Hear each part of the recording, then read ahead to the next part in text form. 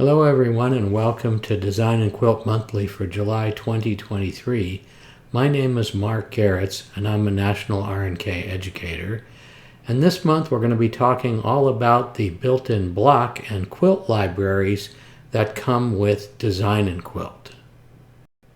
So Design N Quilt comes with both a block library and a quilt library. And they're located right here, these two yellow icons. This one is the block library and this one is the quilt library. Let's take a look at the block library first. If you click on the icon, you'll see that it opens up a folder of 9-patch. And here you can see the various 9-patch style blocks that are included with the program. If you click this little drop down here, you'll see that there is also 8-point stars, all right, and there are diamonds and square blocks, all different kinds of blocks that come here. And there are Alex Anderson blocks. So these are the blocks that are used to create the Alex Anderson quilts that we'll take a look at in a moment. And there's various other blocks in here. Here's on-point blocks, and you can go on and on. Now let's take a look at the way that we view these. Now these look kind of tiny. If you want to see them bigger, that's what these three icons here are for, to show you either small icons, medium icons, or large icons. So let's see what medium icons look like. Well, that's a little bit easier to see what the block is. And then you can click on large icons and get an even bigger view. Let's go back to medium icons, and I'll show you how you can see more blocks in this window.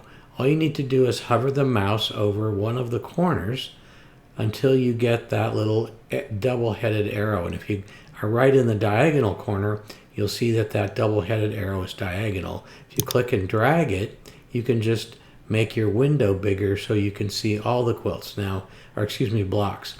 If I keep dragging it, you'll see I don't get any more blocks in the window because that's the max that are in that particular one.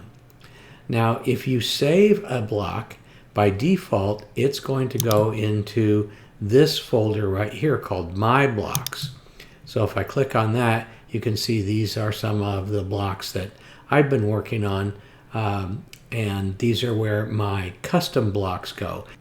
And you can click this 3 dots here and actually go to these folders, or you can go anywhere on your computer or on the web, the network, wherever you want to load a block. But this is the default place where it opens in this blocks library here.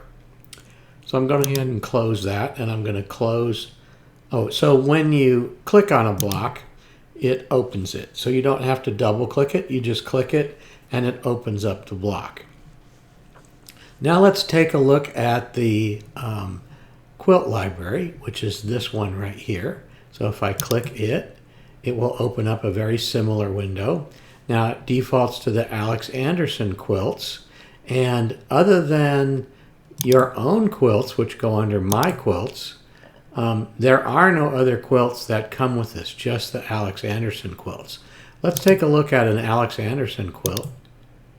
And I don't know, let's look at this Anchors Away quilt here. So when you open that, it opens up the whole quilt, just like you would see it as in a quilt design. And then you can modify it from here. You can either select the blocks in the quilt, or you can select the individual pieces and modify those. And it opens it up in a new window. Let's open another quilt, just a little bit easier to see what's going on with the blocks. If I go to My Quilts, I will open up this quilt here.